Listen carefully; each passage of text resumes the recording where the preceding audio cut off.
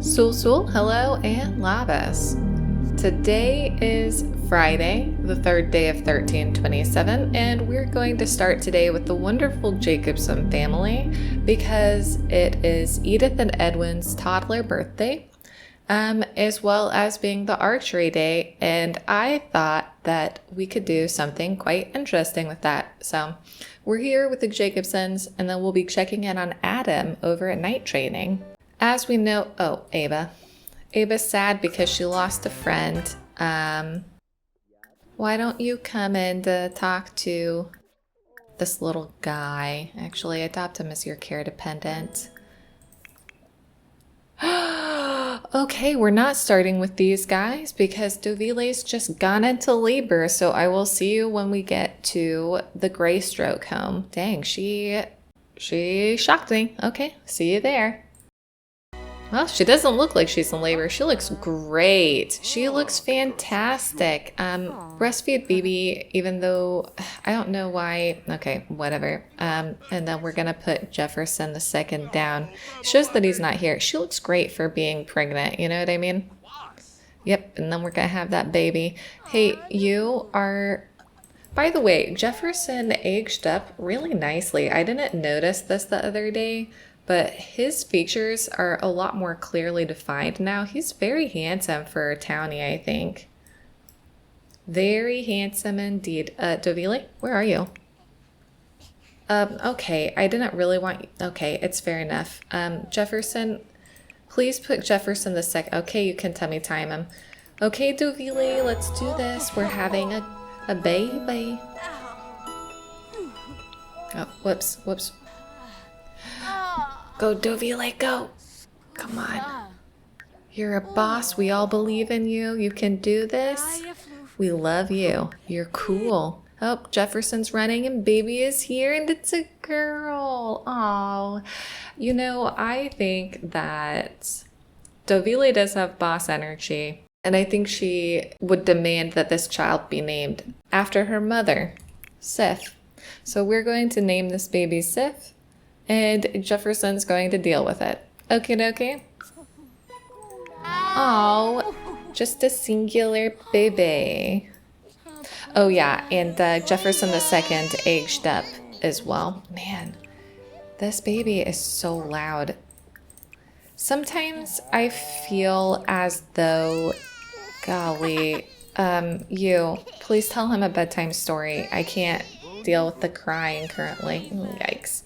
And then you're going to clean the cow, feed the cow, talk to the cow, you know, just like, you know, cow stuff.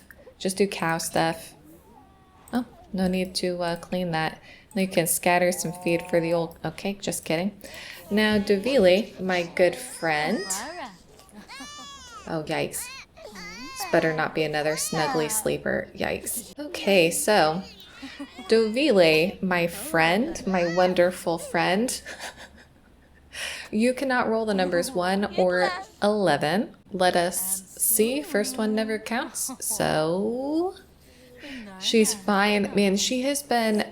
I feel like our rolls for babies lately have been just like dancing around. But okay, she's fine. And baby Sif cannot roll the numbers 1, 5, 7, 10, 12, 15, 17, or 20. So... Oh, thank goodness. Baby Sif is fine. Nice. Okay. So I guess these guys are pretty happy, you know? They've got their growing family. They've got their growing farm. Everything's going well here, so we're going to leave them to it and head back to the Jacobson home so that we can find out what's up with Edith and Edwin. Okay, so after that early morning excitement, we are back with these guys. Ava's here, obviously chatting with her grandson, Kieran, hanging out with these guys. She's a bit sad because she lost a family member or a friend recently. Kennard's just over here logicking around. But actually, it's the twins' birthday, so let's get Edith and Edwin down here for their birthday. Once you've done that, Gree, can you make sure that there's no dirty diaper? Because I don't know if they've fixed that issue with diapers. You know what I mean? You know, I guess we don't have to do the whole cake thing, but it's just a bit nicer. Agree. Where you go? Okay, fair enough. You are pretty hungry. What about you, little Missy? Little Missy, why don't you go play? Oh, we're crying in bed. Oh my goodness, Kieran. What a cute kid. Oh my goodness. Like, I know that I'm a bit partial to this family anyways, but they're just such good looking children. Where are you, kiddo? You're eating. Blah, blah, blah. Oh, here you are. Okay. Oh, hello, Ava. That's very aggressive. All right. Edith. Blow out those candles. Yay. Whee! And Edith is aged up to be a charmer. Cute. Birthday candles, please. And Gree, do you mind getting next baby Edwin? And as for you, do you want to go ahead and play with her? 'Cause, I mean, she's your kid. You love her, don't you? No, do not make a mess, young mister. Ah, his mom sent her a gift. That's really nice. Yeah, sure. I could see Kennard being pretty strict, I'm not gonna lie. Oh, Edith's aggressive. Yep. Is she Gree's child or isn't she?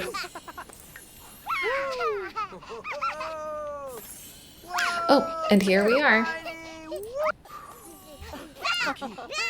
Yay! Woohoo! And Edwin aged up to be silly. Oh, cute. Okay. Well, let's modify these little guys in Cass and see how are they going to be. Are they going to be okay or are they not going to be okay?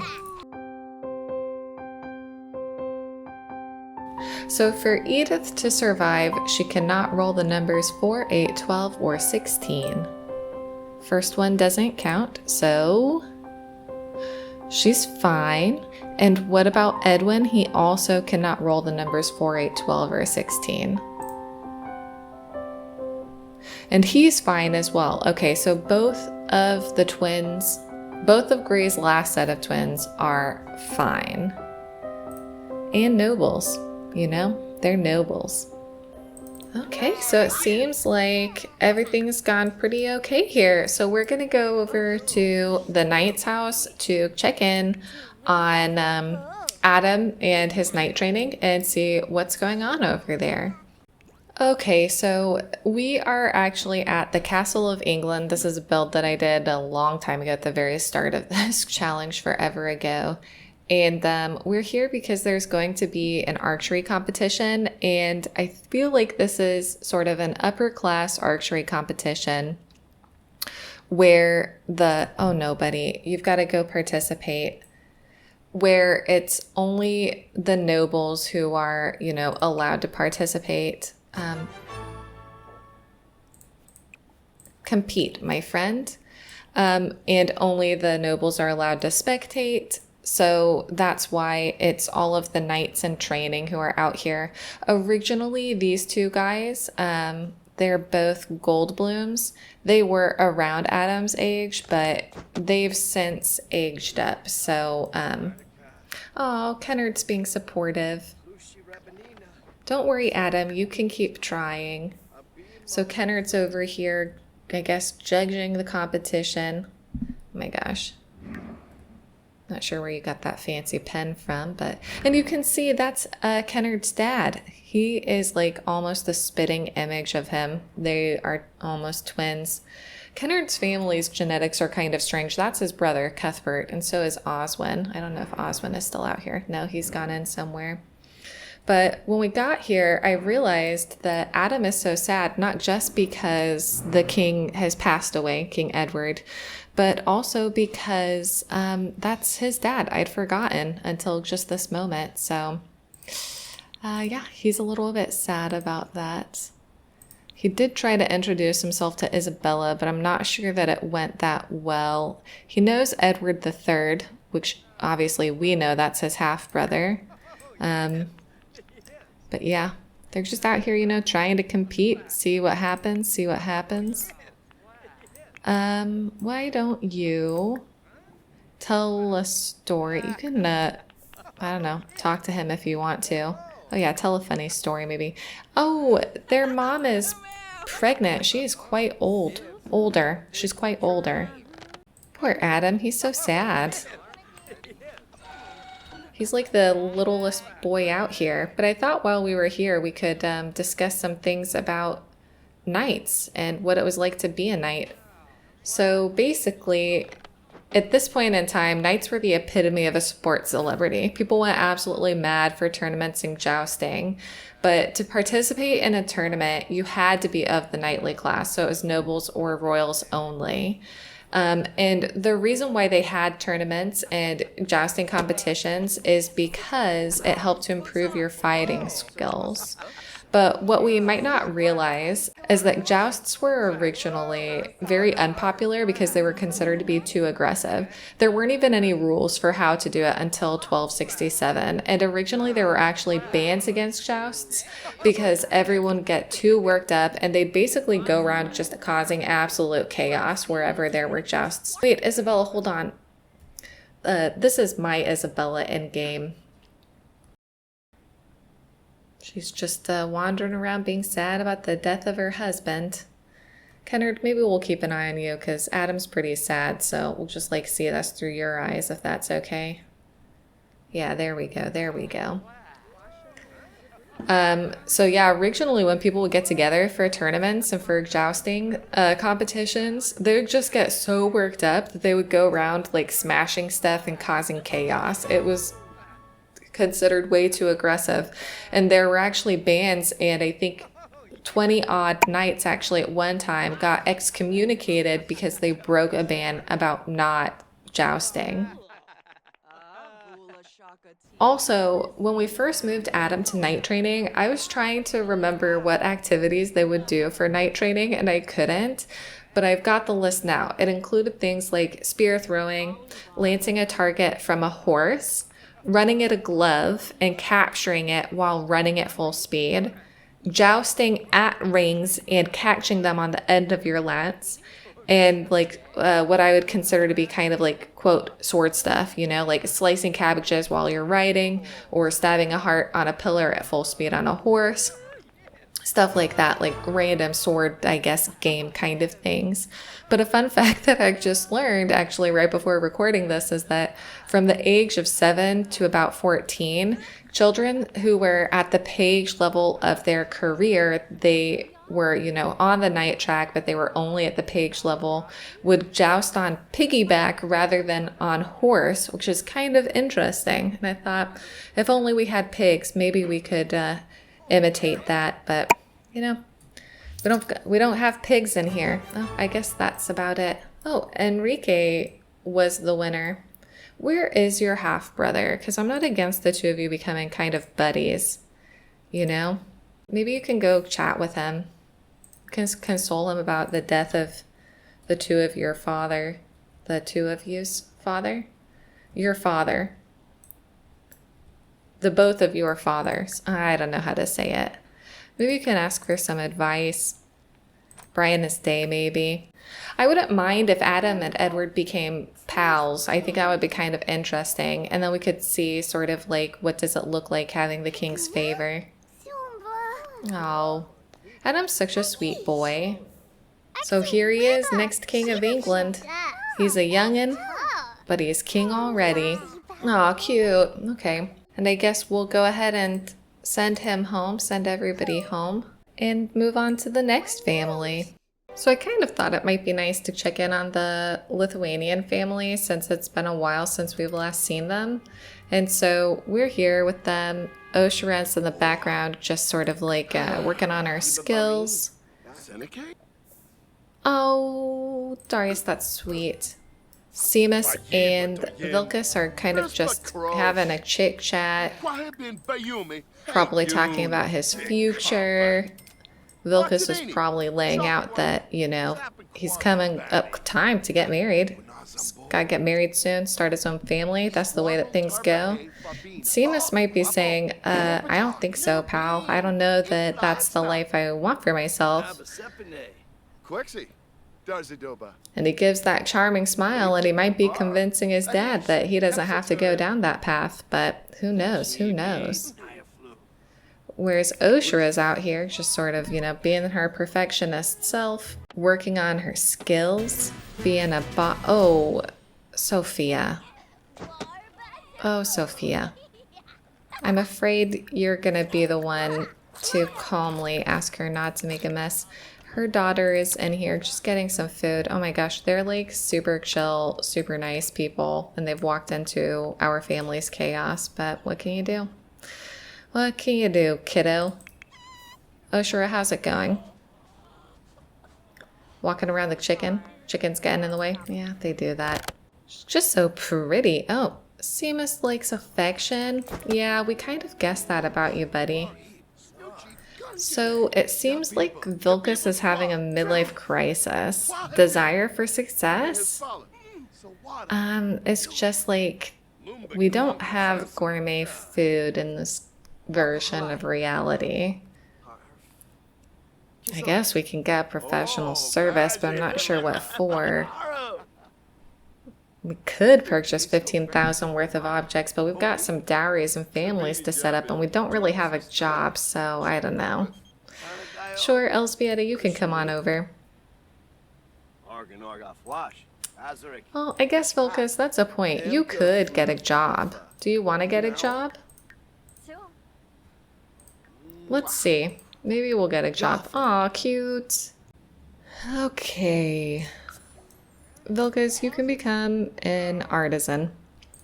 And actually, Simas, do you know what? You could become an artisan as well. Actually, all of you could. That's what I want for you. I think that's a smart move. I think these guys would do stuff. And I see you in the background, Vilkas. Oh, you're still just a teen. Right.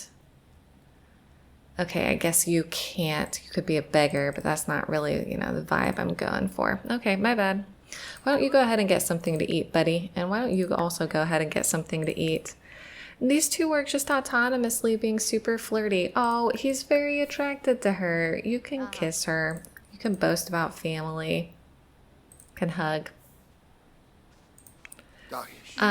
Oh. Do you want to go ahead and clean that stuff up? Oh, our little blended family. Vilkas. Oh, okay, bye. But he's still, oh my gosh, you guys, but he's still soulmates with Agla, and so he feels like something's not right. Oh. He's trying to make this work, but it just feels wrong. That's kind of sweet and also kind of depressing. Oh, Simas, what are you doing? Oh, hey, Elzbieta. Sorry, not to break this conversation off, but do you mind terribly sweeping the floor? It's just as kind of a wreck here.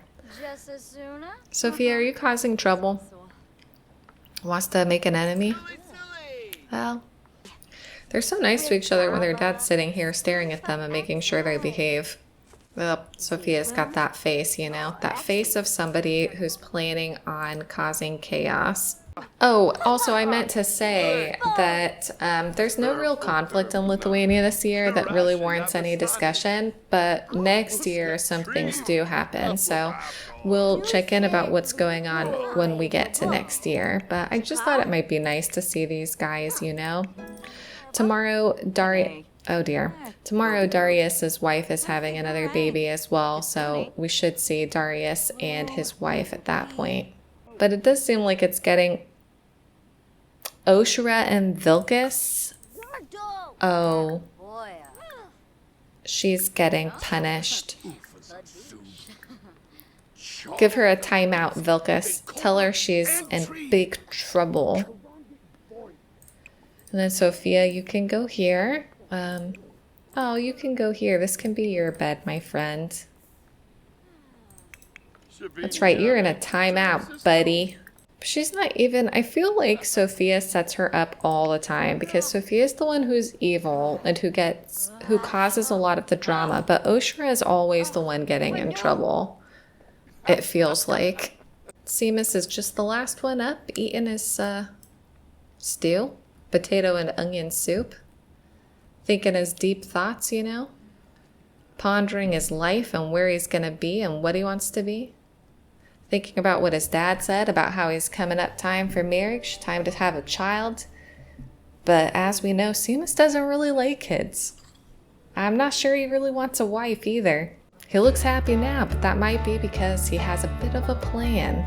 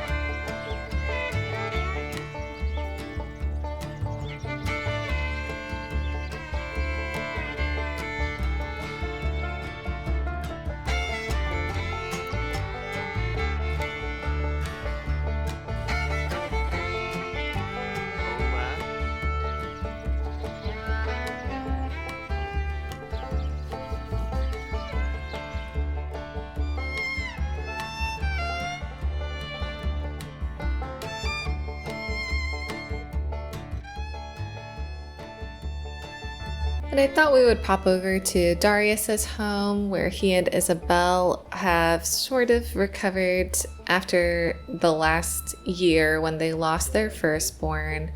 And they've been cozily enjoying married life together. And Isabel is in fact in her third trimester. She should go into labor at some point today, but I thought it might be nice to just pop over and check up on these guys and see how things are going. So here they are, you know, together. I think they're both pretty happy with their relationship. I mean, right now they're autonomously flirting with each other, so that's always good to see. Oh, and Darius likes flirtation rather. Oh my goodness, they're so funny.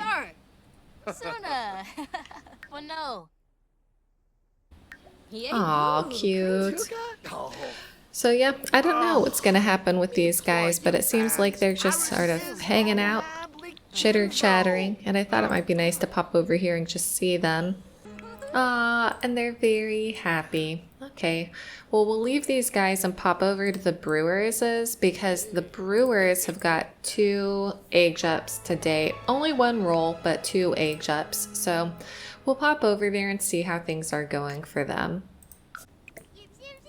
I guess I should have said we should, it should be interesting to see what the consequences are of Simas's actions going out there and getting up to chaos all on his own. But I guess we'll have to wait until next year to see if there are any consequences.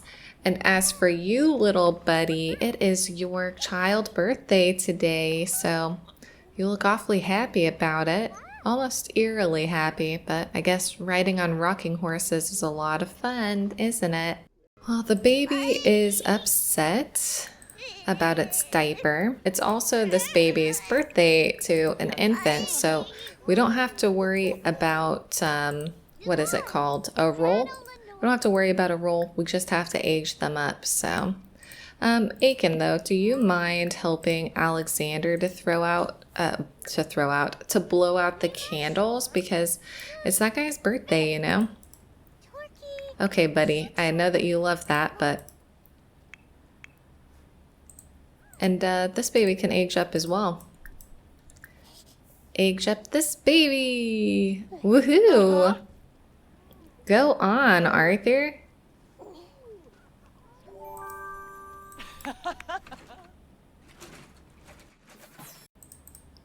Sunny. Oh, a happy baby. Did we blow this out or? Okay, Arthur's doing fine. Whoa, those are some piercing eyes you can see right down there. Yeah, sure, look at that diaper. What about you, Alexander? Are you on your way? Are you on your way to, hey, Aiken, do you mind putting some candles on this before anybody eats it? And Alexander is a neat child. How interesting. Okay, let's see what his aspiration will be. Out of a D8, he rolled number 1, and I think that's creativity. Okay, let's modify these guys in cast and see what are we looking like and who's gonna serve. Well, I mean, is Alexander going to make it? So it looks like he chose to come out with no hairs, but we might not go with that. I think he had this hair as a babe. Let me check really quickly. Okay, so he definitely had curly hair as a child. I think he had this one though.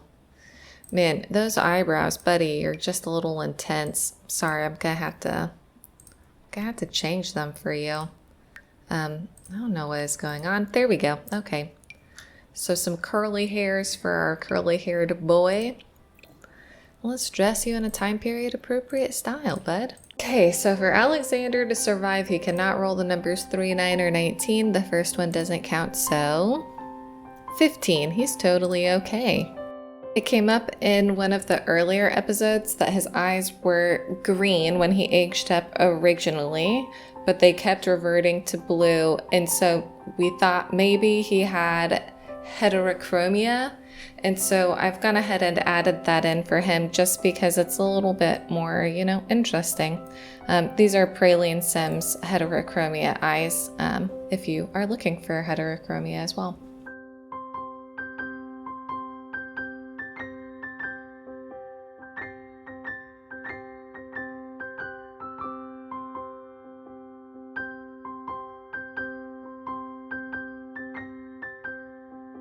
Aw, cute. They were just flirting autonomously in the background.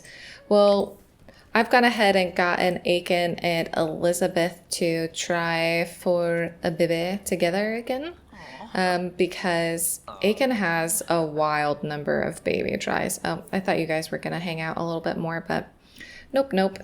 But yeah, he's got a wild number of baby tries, so I figure, you know, better just get them going, you know, pretty consistently. And Aiken the third, do you mind throwing this away? Oh, cute. Are you doing a little show? I am so sorry that I stopped you. But you can go ahead and perform a puppet show if you want to. I don't know if it'll be any good, but ironically, he's the one who wanted to clean. This is an overlay of the puppet theater. I think it's by Sims Versus or Ngeli or Medieval Sims Taylor and Carpenter, whichever way you want to say it. Oh, Elizabeth is going to come and watch.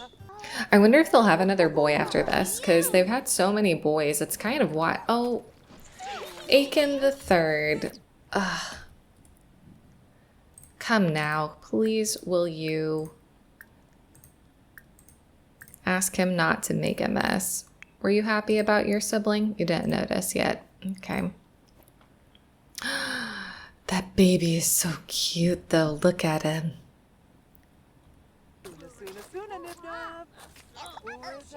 Wow, what domestic life we have here. We've got somebody doing a puppet show.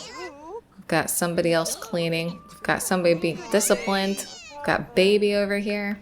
Man. What a family. Okay, well, I guess we'll go ahead and leave these guys and we'll head it back to the main Payne family because we haven't seen them this episode at all. And it might be nice to check in with them, you know? It's kind of strange if we don't see them. So we'll head over there and see what's what. So, yep, Alice aged up to... Okay, fine. Esmond and Graham are permissive. Hey, listen, Graham... We're not going to be defiant, okay, buddy? We've got too many kids for that nonsense. That's very sweet of you, Knox, but would you mind helping out with the cow instead? So, yep, these guys are, you know, just living their lives, doing their thing.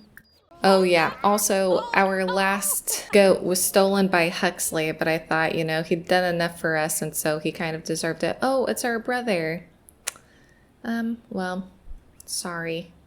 We're a little bit on the busy side. We're gonna give these to our sweet wife. And Esmond, once you've done that, you're gonna go hunting. And in fact, I might open the shop just because it would be helpful to me. So we currently have got 30,625 simoleons. Oh, Huxley's here. Oh my gosh, Huxley, where are you? Out here? Oh man. 5,000. And then Heidi and Esmond. Oh, actually, that reminds me. For Heidi, we're going to go ahead and randomize her trait. We all kind of agreed that her being evil was a fluke. It was an accident. It didn't really fit her personality. It was just like a phase that she was going through. So we're going to randomize her trait to replace it like we were going to do when she aged up anyways. And then in addition, we're also going to randomize her aspiration because, oh, I see the chickens are having some romantic time back there, but we're gonna change her aspiration. Wait, is it her trait? No, it's just her aspiration. Actually, bro is gonna go as well. Sorry. So I'm just gonna use James Turner's random trait generator, and of the 3 traits that pop up here, we'll just choose one to replace bro, basically.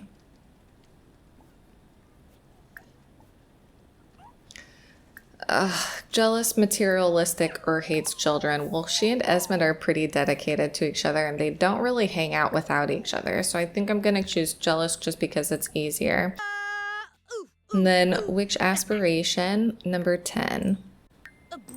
Okay, number 10. 1, 2, 3, 6, 9. Number 10. Oh, 1, 2, or 3. Which one? Number 2, 1, 2. Serial romantic. Wow. Okay, now she and Esmond are going to do a woohoos, if they don't mind. It's time. You, my little cherub, are going to, I guess, stack these when you're done. You have to go potty, my friend. So go for it. Knox, if you could be most helpful and continue cleaning up, I'm really sorry. It's just, oh, thank you, you two. It's just there's a lot going on, and then I'll check on the shop and make sure it's still going. It seems like it may have stopped when we did all that stuff, so we'll open it. And unless something interesting happens, like Isabel goes into labor or something happens here, we're just gonna let these guys carry on with their business and check in when it's time to calculate their taxes. Okay, so it's about midnight here, and it doesn't seem like Isabel's going to go into labor, so I'm going to close up the shop and calculate our taxes. Okay, so we started today with 30,625 simoleons. We're finishing with 43,810 simoleons, which means that we made a profit of 13,185 simoleons, so crazy money. Taxes are 5,274, so we're going to be left over with 38,536, which is very exciting. So yeah, I mean, I feel like it was a nice, easy half year. I actually feel like the whole year was a pretty nice, easy year. Nothing crazy. And I guess as soon as we load in, probably on the next episode, it'll be Isabel giving birth to Darius's second of 4 baby tries. So hopefully this next one goes better than the last one. But I hope you've enjoyed this part. If you have any suggestions or ideas, let me know in the comments below. And I'll see you all in the next episode. Thanks everyone for watching. Bye bye now.